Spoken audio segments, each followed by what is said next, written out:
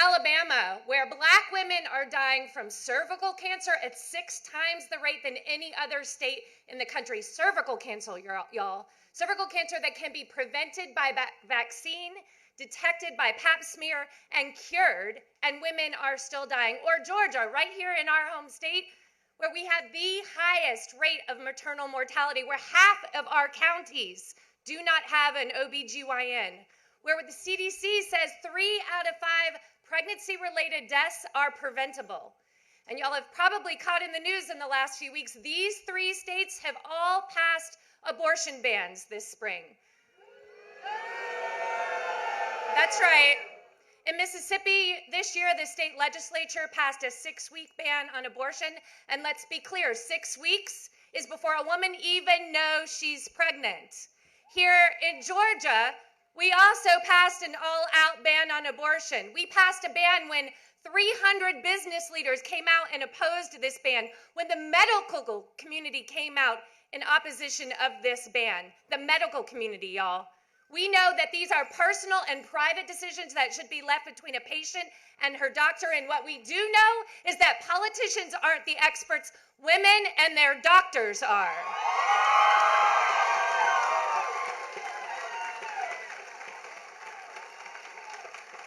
And just last week, I spent the week in Alabama. Alabama, Tuesday night, where 25 men stood on the floor of the Senate and stared 3 brave rape survivors in the eye and voted down an exception to an abortion ban to exclude rape and incest. Where next day, the Governor Kay Ivey signed that bill into law. And why did she sign it on Wednesday? Oh, because Thursday, she was overseeing her 7th execution as governor. So let's not pretend that we're pro-life only on Wednesdays and not on Thursdays. Let's call these abortion bans out for what they are. This is an all-out attack on autonomy and women's lives. We have not reconciled ourselves to the fact that women are full and equal humans in this country.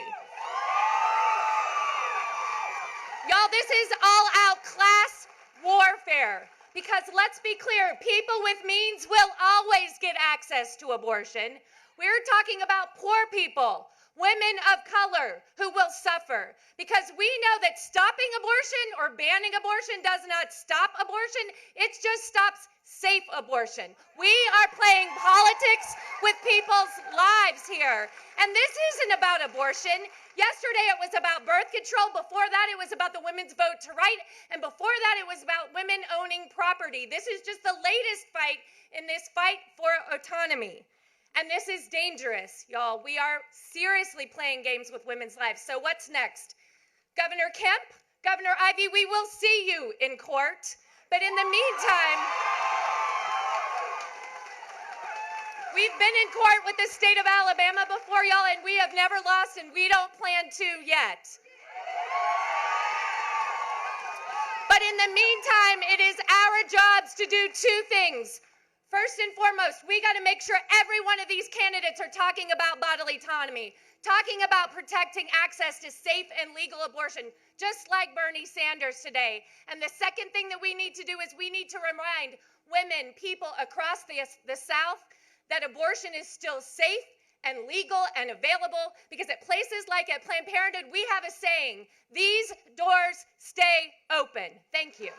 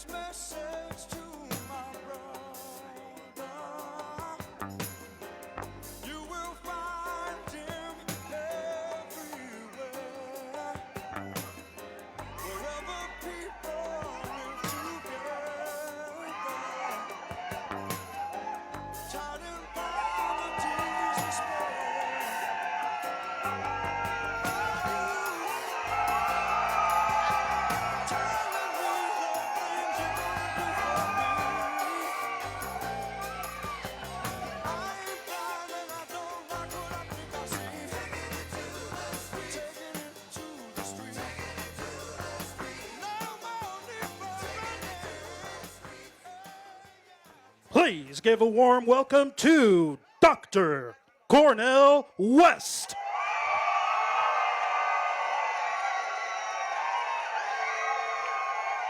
Augusta, GA! Augusta, GA!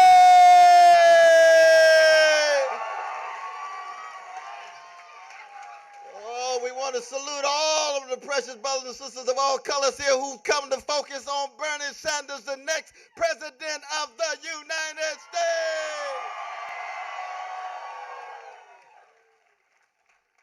And of course, there's the spirit of Jesse Norman here. Oh, you all know who Sister Jessie Norman is. She comes straight from Augusta, GA. There's the spirit of James Brown, godfather of soul. And that's what we always attempt to do when we focus on Brother Bernie Sanders, because he's not an isolated individual. He's a wave in an ocean. He's part of a movement to try to preserve the democratic ideal in this nation, in this empire. And James Brown taught us to make it funky. We're going to keep it funky. Oh, no, we don't want any deodorized neoliberal discourses that don't come to terms with the rich humanity of poor people and working people and women and gays and lesbians and trans and black and brown. We're talking about humanity across the board. It goes far beyond skin pigmentation. It goes far beyond gender and sexual orientation. We're talking about truth, and the condition of truth is always to allow suffering to speak. And we're talking about justice. And justice is what love looks like in public. So the Bernie Sanders campaign is a love train. It's a justice train. It's a truth train. And if you're concerned about transforming that 1% who own 42% of the wealth to allowing them to be full-fledged citizens but under democratic accountability, come on and get on the train. If you're concerned about the dignity and the decency of every human being, of those Stone called everyday people and those James Cleveland called ordinary people, come on and get on the train.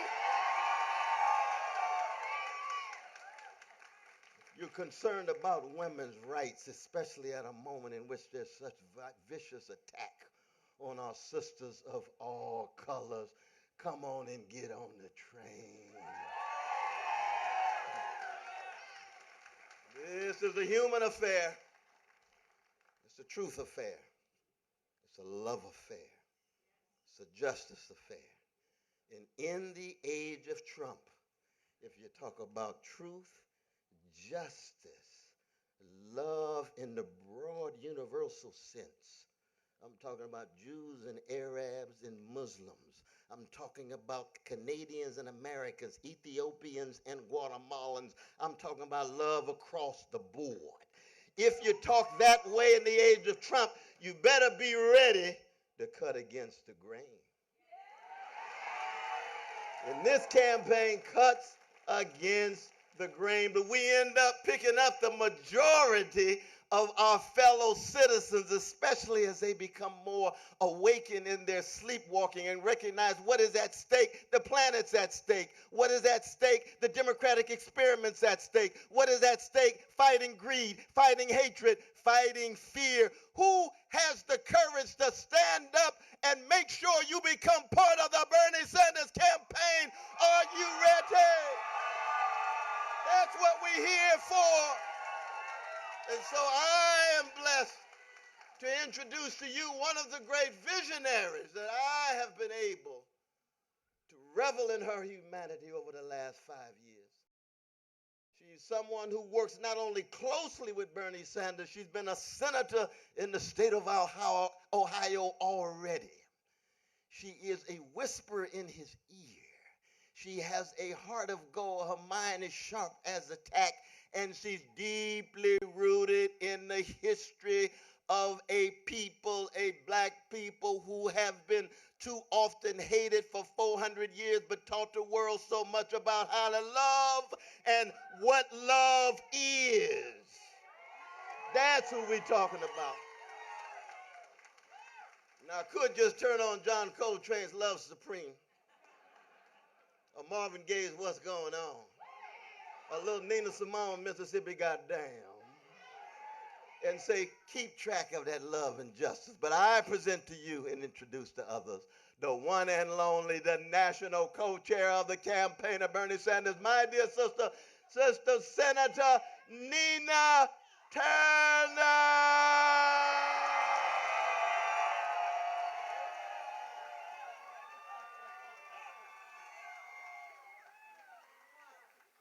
Wow.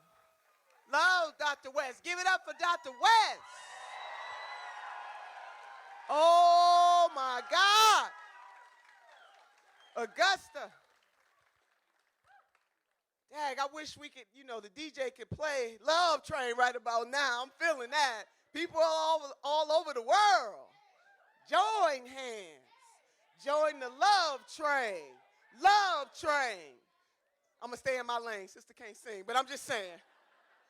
Oh, this rainbow mosaic of humanity that we see here this afternoon is a beautiful thing. Augusta, and it's just such an honor and a privilege to stand here before you today, to be on the journey with so many of you, to have, in the words of Dr. Cornel West, as he describes Senator Sanders, as a long-distance runner for justice. And that is exactly what he has been. That is what he is. That is who he is.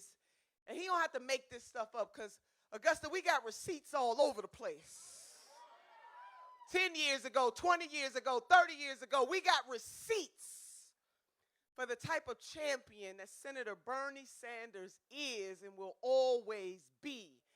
And as Dr. West just laid out, now if you want half measure, then you can vote for some of them other folks. But if you want a real, true champion for justice, then Senator Bernie Sanders is your candidate.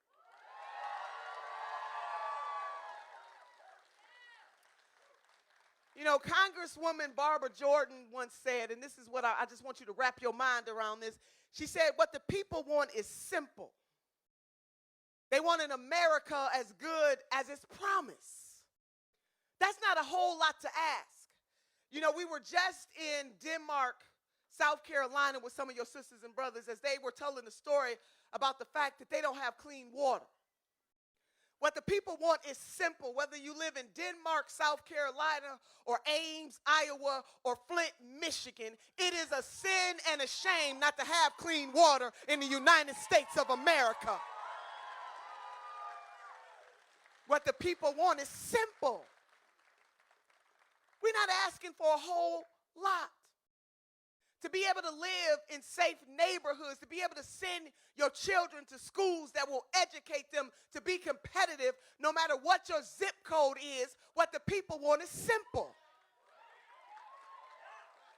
And Senator Sanders in Orangeburg, South Carolina, unveiled an education plan like no other called the Thurgood Marshall Education Plan for this country to take care of our teachers and our students, because teachers shouldn't have to grovel when they educate the minds of the future. What the people want is simple. I talked to a sister, and she told a story about how her daughter pharmaceutical needs $4,000 a month to pay for her medicine. Meanwhile, back on Wall Street, we got greed. See, nobody begrudges anybody for having wealth. Wealth is fine. We all want to be well. Wealth is your health. Wealth is the money in your pocket. Wealth is being able to live a good life. We don't begrudge anybody for wealth, but what we, the people, are sick and tired of is folks making profits on our backs and our necks, and we're not going to stand for it anymore. What the people want is simple. And when you have elected leaders from the White House to the Congress to the State House, equivocating about what is necessary to give the people of this country what they need and what they deserve, then we don't need those kinds of elected officials. They can get the hell out of the way and let the true public servants come on and serve. What the people want is simple. And on criminal justice reform, can I just say I'm full right now? I'm feeling some type of way. I don't know how many of you are familiar with what happened to Sister Pamela Turner. But to see her gunned down like that, 5 shots, woman on the ground, black woman on the ground, shot 5 times by law enforcement. It is something wrong in this country when black men and black women can't get the same justice as everybody else in this country, what the people want. And if you are brown, if you are Native American, if you are poor, we have a criminal justice system that treats you as the other. And if you are a conscious-minded human being, no matter how you identify, you got to stand up and say right is right and wrong is wrong, and we will not continue to endure a criminal justice system that is broken and rotten to the core. What the people want is simple.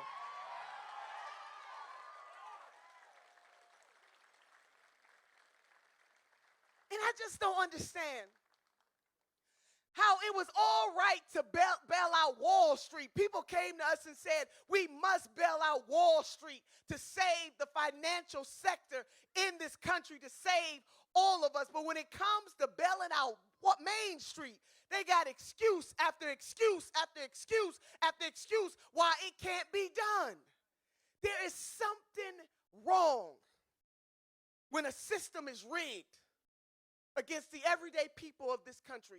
So, Augusta, what is the message, Sister Turner? The message is this, is that if you care about Mother Earth, then Senator Sanders is your candidate. If you care about our children from pre-K to college, then Senator Sanders is your candidate. If you care about women getting their whole damn dollar, then Senator Bernie Sanders is your candidate. If you care about reforming a criminal justice system, then Senator Sanders is your candidate. If you care about having a humane immigration system in this country, then Senator Sanders is your candidate. And if you care about somebody who's uniquely positioned to tell the truth, the whole truth, and nothing but the truth, then Senator Sanders is your candidate. He is your candidate. Because we're not going to take this no more. And when people tell us we can't have this stuff, that we're dreaming too big, we reaching too high, that we want some ponies. I mean, I would like a pony, you know what I'm saying? but when it comes to clean water, clean air, clean food, that's not reaching too high. That's not dreaming too big. And when they tell us we can't have health care, universal health care, Medicare for all, when every single industrialized nation in the world has it already. Come on now. If we can go to the moon, baby, we can have universal health care. What the people want is simple. And the senator thinks deep. Can I just, because, you know, he doesn't talk about himself a lot, because he says it's not about me, it is about us, and he means that. But the senator is the son of an immigrant. Many of you may know the story of his father, who came to this country at the young age of 17 years old, seeking life, liberty, and the pursuit of happiness. Him and his brother grew up in rent-control housing in Brooklyn, New York. And his mother, who her desire like the desires of many mamas and daddies in this country, was to live and own her own home, never lived to realize that dream because she died at the young age of 46 years old. So when Senator Sanders stands up for humane immigration reform in this country, he understands from lived experience when his father came to this country to escape the Holocaust, what it means to seek refuge in the United States of America. What the people want is simple. He understands from a lived experience, being a first-generation college graduate himself, the power of education to help us all be able to change the trajectory of our lives. He believes that in the wealthiest nation on the face of the earth, that we ought to, from time to time, invest in the people that make this country what it is today. What the people want is simple. They want an America as good as its promise. So if you, Augusta, if you too want an America as good as its promise, as Dr. Cornel West just talked to us about getting on the love train, because we rise or fall together, and we can't let anybody try to separate us, whether they're on the right or whether they're on the left, that what is more important than having a fancy initial behind your name, whether you are a D, it's not about being a Democrat, it's about your deeds. And his deeds have been that of justice. Senator Bernie Sanders is the one. We're not going to take it. A true champion. And we can't let people get us caught up in the okie doke, former term, and the foolishness. This is about transcendence. President Nelson Mandela once said, "It always seems impossible until it is done." We can do anything that we put our mind to because a conscious-minded people on the move cannot be stopped. And we are that conscious-minded people on the move. So we got to put some sweat equity on this thing, not just the sweat that's pouring down because it's 100 degrees in Augusta. But I'm saying that if you believe in this movement, if you believe in this mission, then we need your time, your talent, and your treasure. We need your help to advance causes of justice. This system is going to push against Senator Sanders and his vision, but baby, get ready. The people who believe in this mission, we're going to bump it back. We're going to bump Wall Street back. We're going to bump the pharmaceutical companies back.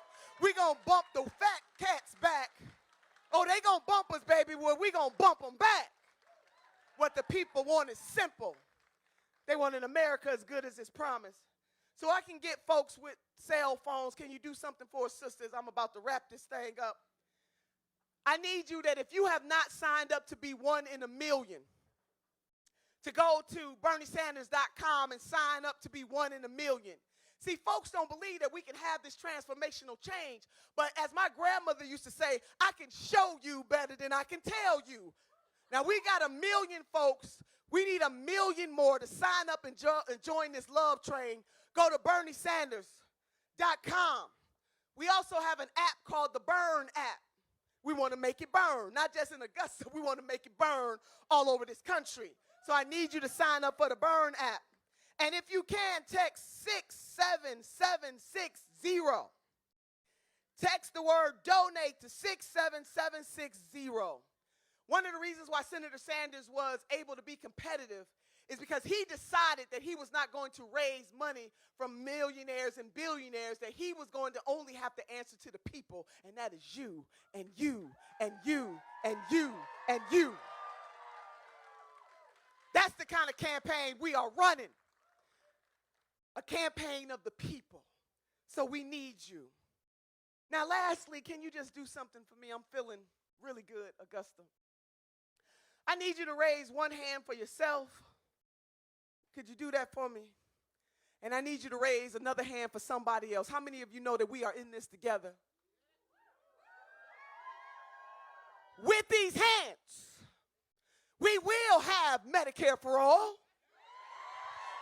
With these hands, we will have college for all. With these hands, we will help to ensure that women finally get their whole damn dollar. With these hands, we will have comprehensive, humane immigration reform. With these hands, we will transform our criminal justice system. With these hands, we will ensure that folks across this country, the workaday people, as Jim Hightower calls them, from all walks of life, can have the ability to live a good life. And with these hands, we will elect the senator from Vermont, the senator with heart-soul agreement, the senator who's bold enough to take it to the streets, the senator who stands up as a champion when it's popular and even when it's not popular. With these hands, we will elect Senator Bernie Sanders, the next president of the United States of America. With these hands.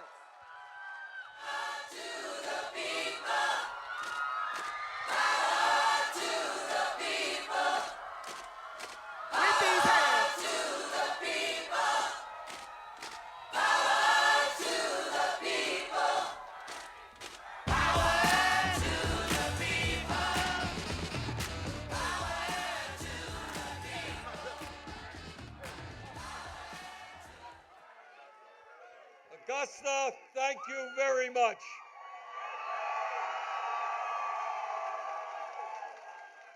Now, I want to ask you, how would you like to follow Cornel West and Nina Turner? I'm leaving, that's all. You heard the best, but I'll try.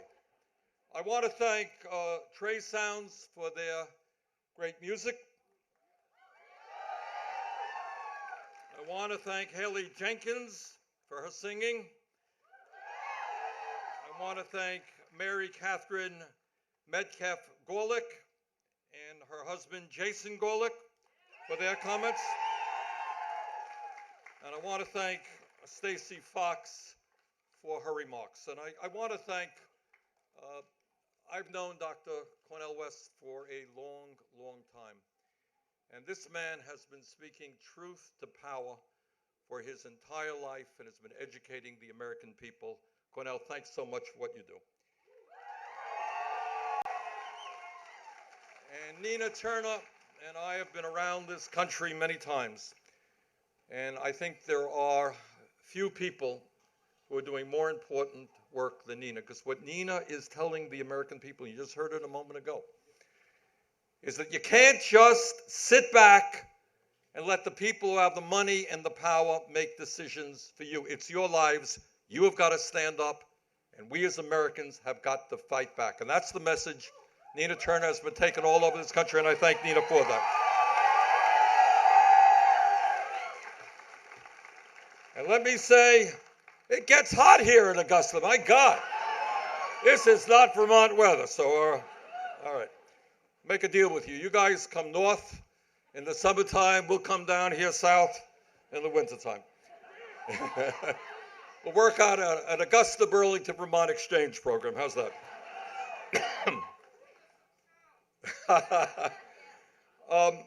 Let me thank you very much on such a hot day for being here today. I really do appreciate it.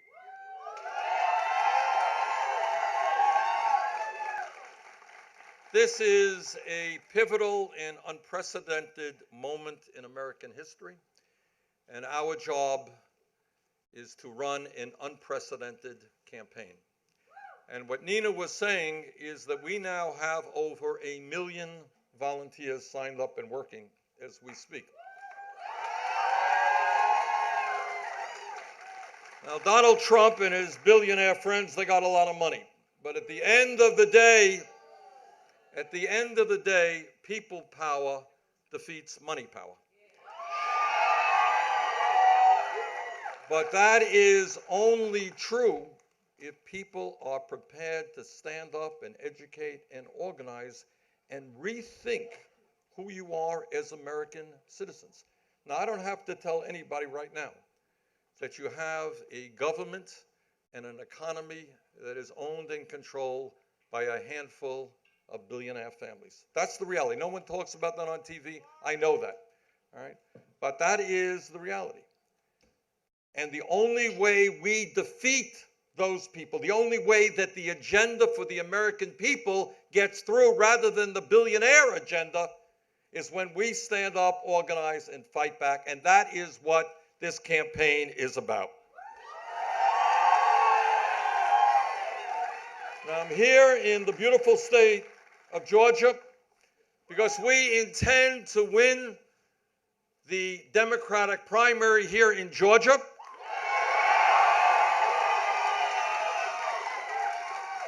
And after we win the Democratic primary, we damn well intend to defeat, and defeat badly, the worst president in the history of the United States.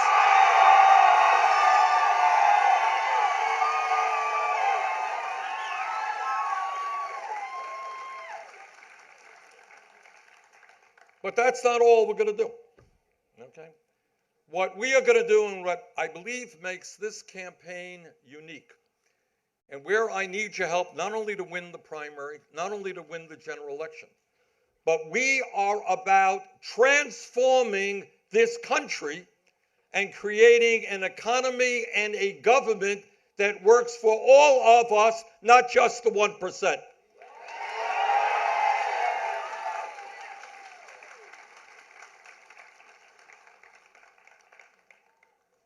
Now, I want you to do some thinking. Don't think, I'm going to be on a TV show tomorrow and they're going to ask me, what's the news of the day? What happened today? What kind of tweet did Donald Trump send out? Not the issue. What we have got to do is to go into our hearts and we determine what the issues are. What kind of lives do we want to live? What are the impediments that we face? What's going on in our society? And it's not going to be the TV cameras or the front page of the newspapers. They're going to tell you that. So I want you to ask yourself, think about it. You are living in the wealthiest country in the history of the world. And yet we have millions of Americans who are working 2 or 3 jobs just to pay the bills in their families. How does that happen? We are living in a moment in history where, for the first time in modern American history, the younger generation will have a lower standard of living than your parents. We have seen for 40 years the shrinking of the middle class. And now what we see is, despite a huge increase in productivity, worker productivity, an explosion of technology, the younger generation will leave school deeply in debt. Their wages, real wages they earn, will be lower than their parents, have a harder time finding a decent house. Why is that? And I want you to think about that. We have, and when you think about society, ask yourself why it is that we have the highest rate of childhood poverty of almost any major country on earth. I get a little bit tired of hearing from people who tell me how much they love their country, they love America, but apparently they don't love the children of this country who will become the next leadership of this country. If you are a young parent, you tell me whether you can find quality, affordable child care in Georgia or Vermont or anywhere in America. Why are we giving tax breaks to billionaires, but we can't find quality, affordable child care for working parents? Why is it that school district after school district is finding it harder and harder to find qualified teachers, because the wages for teachers are so low that young people are no longer going into the teaching profession? When you and I know there is no job more important than educating our kids.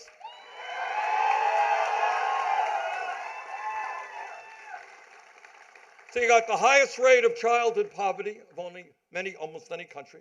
You got a child care system which is dysfunctional. You got public schools all over this country that are underfunded. But then if somebody graduates college, as often as not, they're going to be deeply in debt. Now think about it for a second. Get outside of the box. We need the best educated workforce in the world. Why is it that millions of people are struggling with debts of $30,000, $40,000, $50,000 for the crime of what? Of getting a decent education. Frankly, that is insane, and together we're going to change that.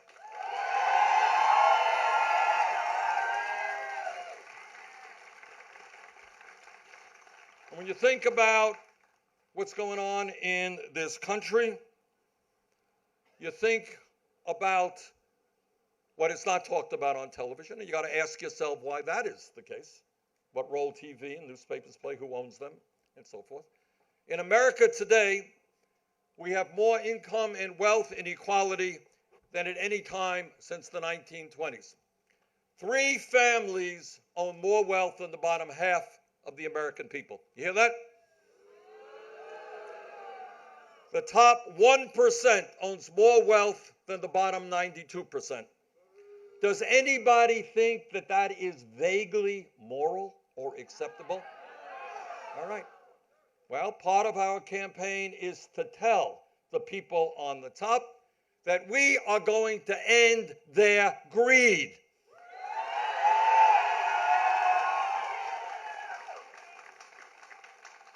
Some of you owe money on your credit cards. Yes?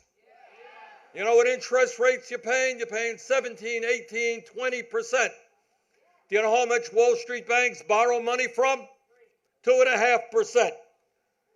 And then you got poor people who have to go to payday lenders where they're charged 200% interest rates. Anybody think that's moral or right? You got the pharmaceutical industry. Last year made $69 billion in profits, and they charge us the highest prices in the world for prescription drugs, such that 1 out of 5 Americans cannot even afford the medicine their doctors prescribe. $69 billion in profits, and the American people cannot afford the medicine they need. Anyone think that's moral? You got an insurance industry. An insurance industry which ends up costing us twice as much per person on health care as do the people of any other nation.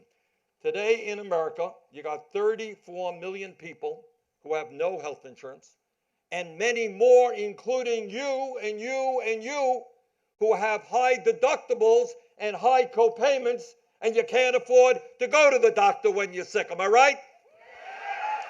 And you're scared to death that, God forbid, you or somebody else ends up in the hospital and you come out with a $100,000 bill that you're never going to be able to pay off, while creditors and credit agencies hound you every single day.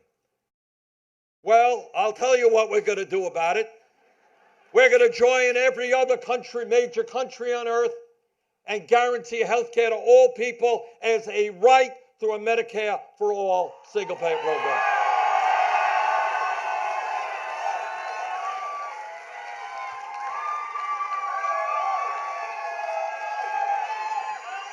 Okay. Now, 4 years ago, when I came to Georgia, and I talked about health care as a human right, the establishment, whether it was the political establishment or the media establishment, they said, Bernie, you're a nice guy, but you're crazy. That was the best thing they said. Then they said some bad things. And their point was that nobody in America believes in health care for all. Well, you know what? Last poll that I saw had 70% of the American people supporting Medicare for all.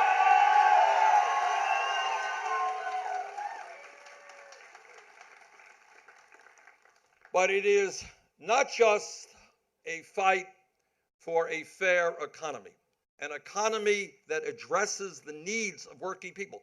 I get criticized for being radical and extreme. I am not. All that I am talking about are ideas that the vast majority of the American people support. The American people believe in Medicare for all. The American people believe that if you work 40 hours a week, you should not be living in poverty, and that we should raise the minimum wage to a living wage, $15 an hour. Not a radical idea. When I talked about it 4 years ago, people said I was a little bit nuts on that one too. Well, you should know 7 states have now gone forward to raise the minimum wage to $15 an hour.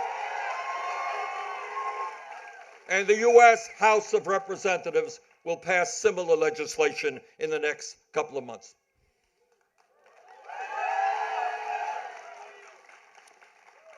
Four years ago, I was on a national television debate, and the moderator said to me, Senator Sanders, what do you consider to be the major national security threat facing this country? And I think the moderator expected I would say ISIS or Al-Qaeda or some terrorist organization. And I said, no, the answer is climate change.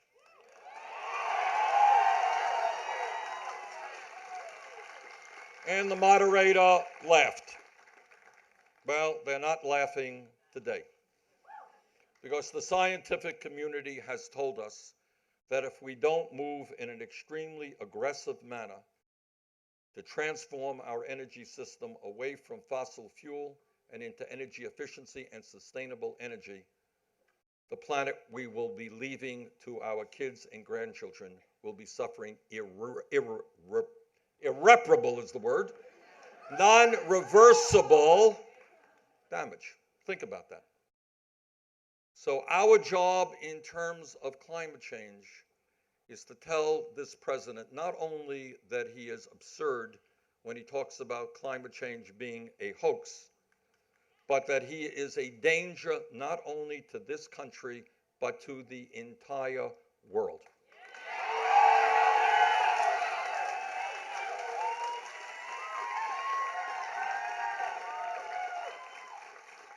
We need a president, and I look forward to being that president, who will lead the world, bring countries together, because climate change is not an American issue, it's not a Russian issue, it's not a Chinese issue, it is an issue impacting every country on earth. Now think about a world where instead of spending $1.5 trillion a year on weapons designed to kill people, we started investing in transforming our global energy system.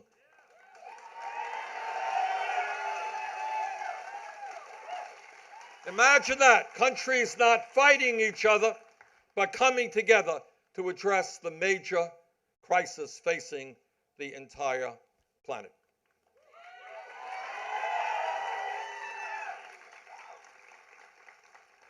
But it's not just a rigged economy that we are going to address. It is a corrupt political system. And let me underline the word corrupt. In America today, as a result of the disastrous Citizens United Supreme Court decision, we have billionaires buying elections, and brothers and sisters, we together will overturn Citizens United.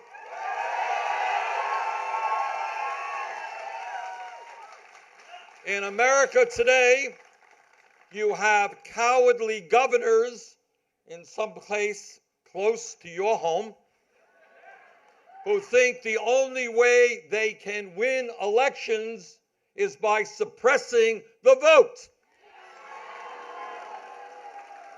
And I say to those governors in Georgia and every place else in this country, if you don't have the guts to participate in free, fair, and open elections, get the hell out of politics and get another job.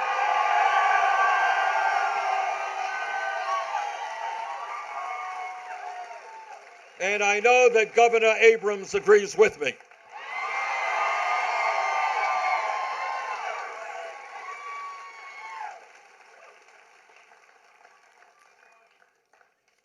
And when we talk about the major issues facing this country, we have to put on the table an extremely broken and racist criminal justice system. You got to call it the way it is. And the way it is, my friends, is that we have more people in jail in the United States right now than any other major country on earth, any other country on earth. Think about it. China, communist, authoritarian country, 4 times our size. We have more people in jail than China does. That's right. So you want to hear a radical idea? This looks like a radical group. How about, instead of investing in jails and incarceration, we invest in jobs for our young people and education?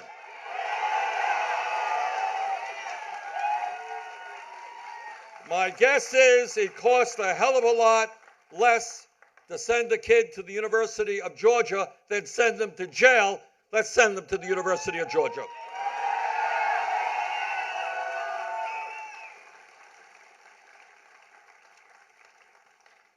And we have not only a broken criminal justice system in terms of the number of people we have in jail, but we have a broken war on drugs system. Now, a few years ago, when some of us said that maybe it is not a great idea to be locking up hundreds of thousands of people, not locking them up, but giving criminal records to hundreds of thousands of people a year for the crime of possessing marijuana, well, 4 years ago, that was seen as a radical idea.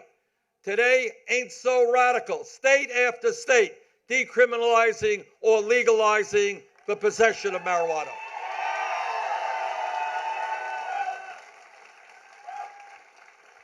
And there are now communities around America that are expunging the records of those people arrested for marijuana.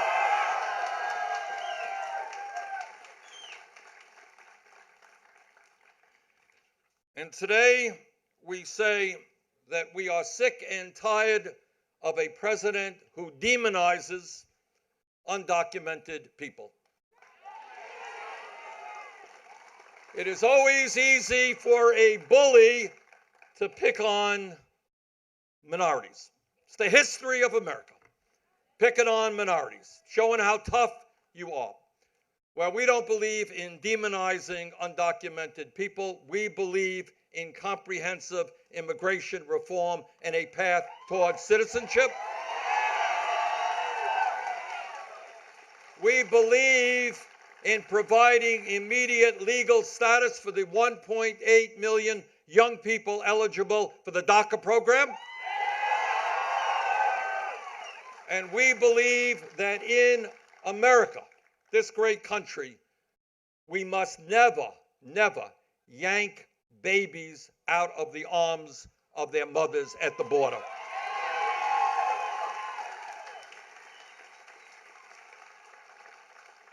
And that means we will have a humane border policy for those who seek asylum.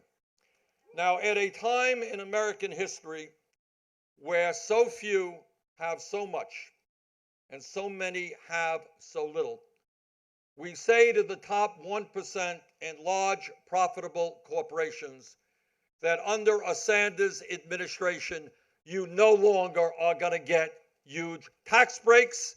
In fact, you're going to start paying your fair share of taxes.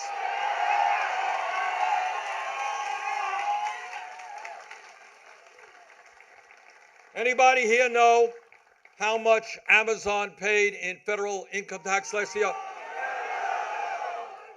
They paid 0, and that is true for dozens of other large profitable corporations.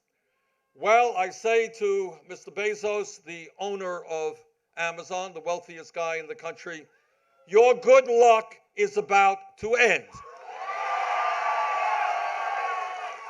You are going to start paying your fair share of taxes.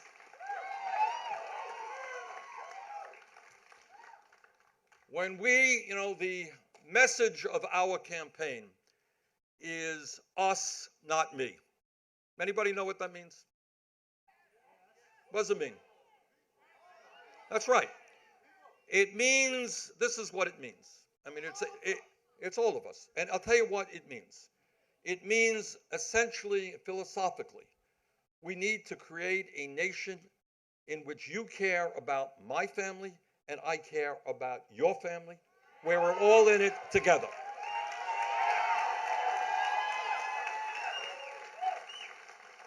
And it means something else. And nobody, you're never going to see this on TV, so glad you came, even though it's hot. And that is what our campaign is uniquely about, is taking on the power structure of this country. Do you know what that means? So a lot of people can say, and it's a good thing to say, I want Medicare for all, that's great. But to get Medicare for all, you're going to have to take on the insurance companies and the drug companies.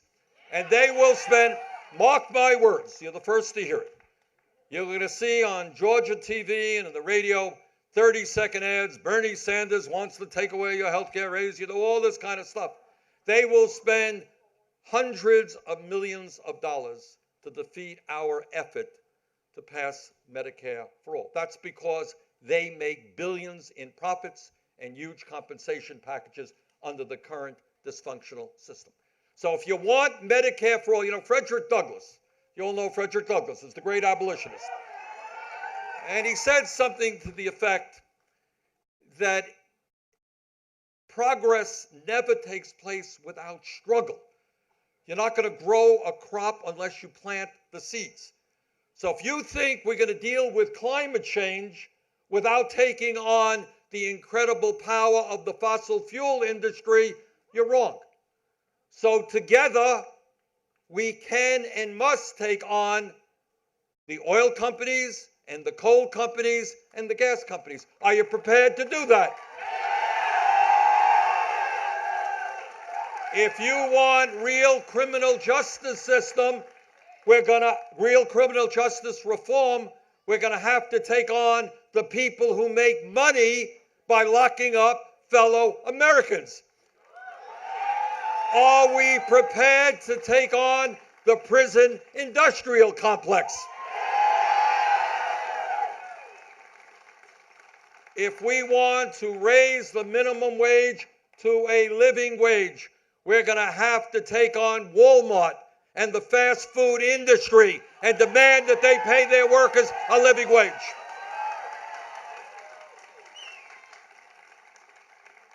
So my point is, we can be for all good things, but what makes this campaign, I believe, unique is the understanding that to achieve that goal of a government that works for all of us, we need a political revolution.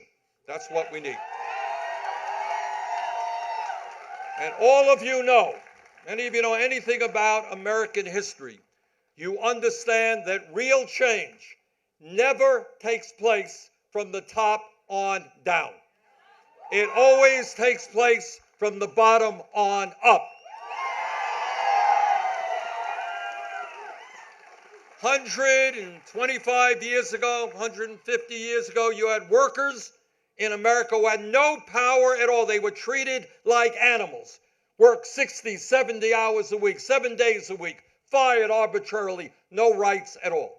But those brave workers stood up and they said, and sometimes they got beaten up, sometimes they got killed, but they said, we are human beings, we have dignity, we will not be treated with contempt, we will form unions.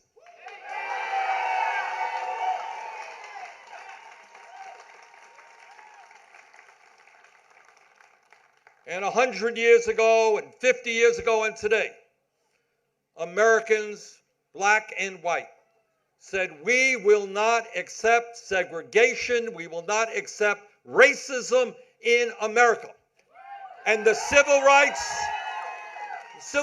movement was not just about the great leader, Dr. Martin Luther King Jr., and he would tell you that.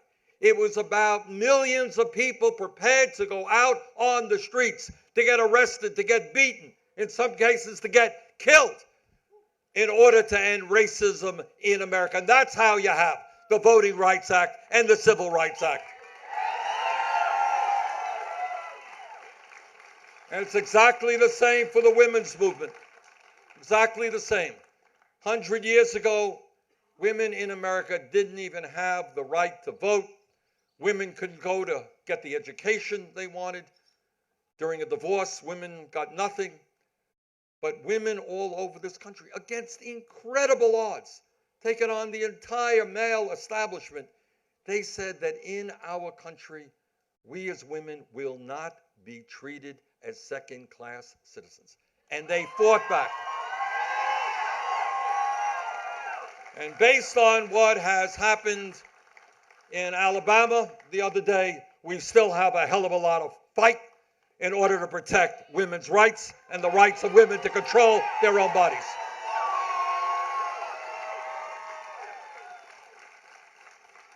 And I want you to think about the gay movement. 30, 40 years ago, if you were gay in America, you kept that to yourself. It was a secret. People suffered, committed suicide as a result of that. But again, because people stood up and said, you know what, we're human beings, and we have the right to love anyone we choose to love. And those people who had the courage were beaten, they were harassed, they were humiliated, but at the end of the day, they won major, major victories. Nobody 20 years ago thought that gay marriage would be the law of the land. But they stood up and they fought back.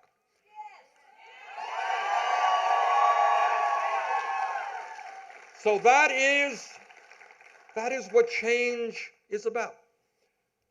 What change is about is looking around you and say, are we satisfied that we have the highest rate of childhood poverty of any country? Are we satisfied that so few own so much? Are we satisfied that we are the only major country on earth not to guarantee health care to all people?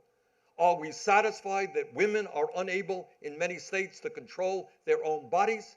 Are we satisfied that we have more people in jail than any other country? Are we satisfied that 1 out of 5 Americans cannot afford the prescription drugs they need? Are we satisfied that we have public school systems that are underfunded and underperforming? Right. If we are not satisfied, we have got to stand up and change the damn system.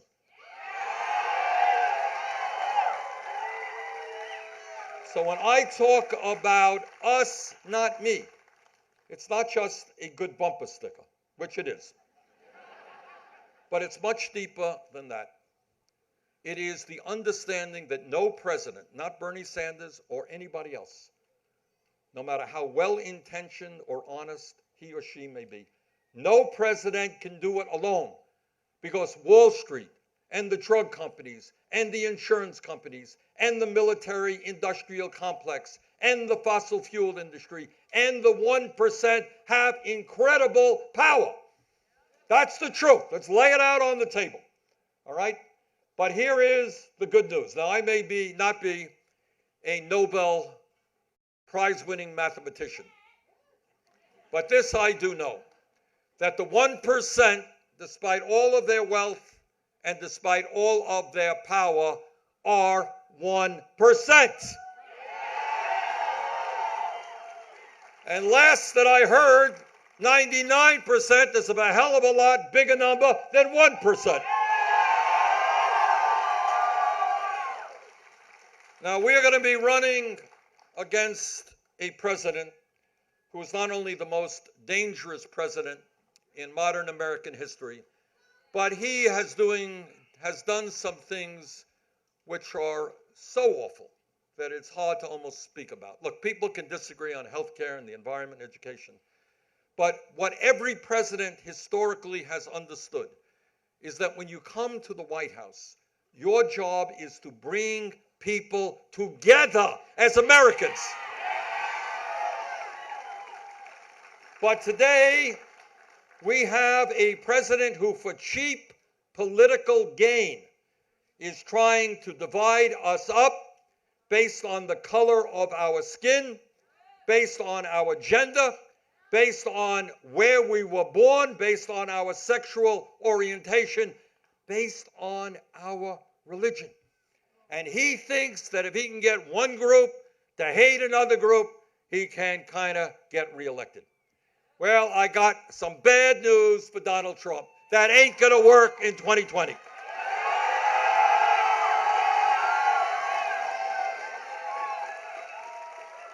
Because our approach is exactly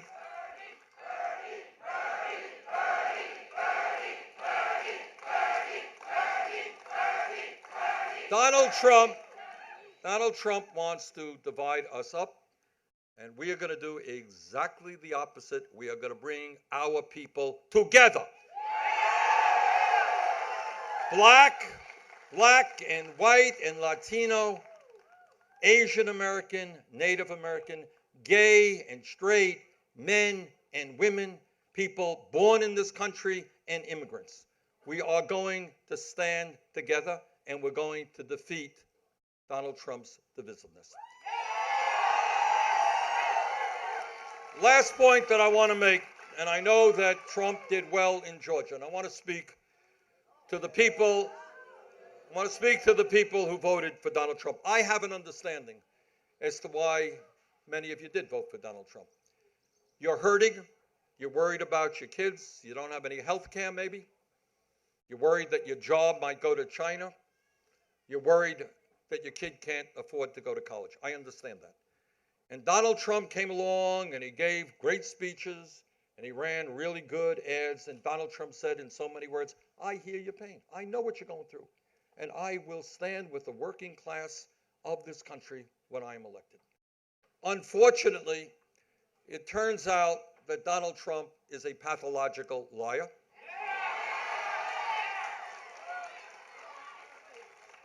And what he told the American people, he had no intention of fulfilling. You all remember that Donald Trump said, I, Donald Trump, I'm going to provide health care to everybody. Remember that? To everybody. Well, what he ended up doing is trying to throw 32 million Americans off of the health care that they have. And if it wasn't for the vote of the late John McCain in the Senate, he would have accomplished that. So for those of you who voted for Trump because he promised health care to everybody, please understand what he did. When Donald Trump was running, he said, I'm a different type of Republican. I'm not going to cut Medicare, and I'm not going to cut Medicaid, not going to cut Social Security. I beg those people in Georgia who voted for Trump, take a look at his last budget. $1.5 trillion in cuts to the Medicaid program over 10 years. Over $800 billion in cuts to Medicare and tens of billions of dollars in cuts to Social Security. He lied to you. Donald Trump said if elected president, his tax bill would not benefit the wealthy. Remember that? That's right. You got it. It is laughable because the tax bill, and he said, by the way, it will not impact me. I will not benefit from it. Well, it turns out that over a 10-year period, 83% of the benefits at the end of 10 years go to the top 1%. Donald Trump said he was going to drain the swamp. Well, he ended up hiring more billionaires and Wall Street executives than any president in the history of our country. So, brothers and sisters, we are where we are. And where we are is in a pivotal moment in American history. The choice is whether we go forward toward oligarchy, with fewer and fewer billionaires controlling our economic and political life, the possibility of going forward to an even more authoritarian government with a president who holds the Constitution in disdain. That is one alternative. I got a better alternative. And our alternative is that we bring our people together around an agenda that works for all of us and not just wealthy campaign contributors. Yes, we can guarantee health care to all. Yes, we can raise the minimum wage to a living wage. Yes, we can lead the world in combating climate change. Yes, we can fix a broken criminal justice system and a broken immigration system. Yes, we can lead the world and save the planet in combating climate change.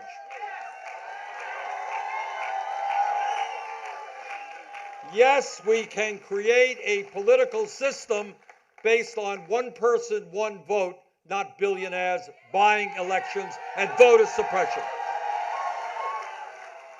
So, brothers and sisters, I am here today in this cool Georgia day. I'm asking for your help, but it's not just for me. I'm asking you to join our effort to stand together against the racism and the sexism and the homophobia and the xenophobia and the religious bigotry we're seeing. I'm asking your help to stand together against the 1% and the power of corporate America. I'm asking your help to help create an economy and a government that works for every man, woman, and child in this country, and not just the wealthiest people. Thank you all very much.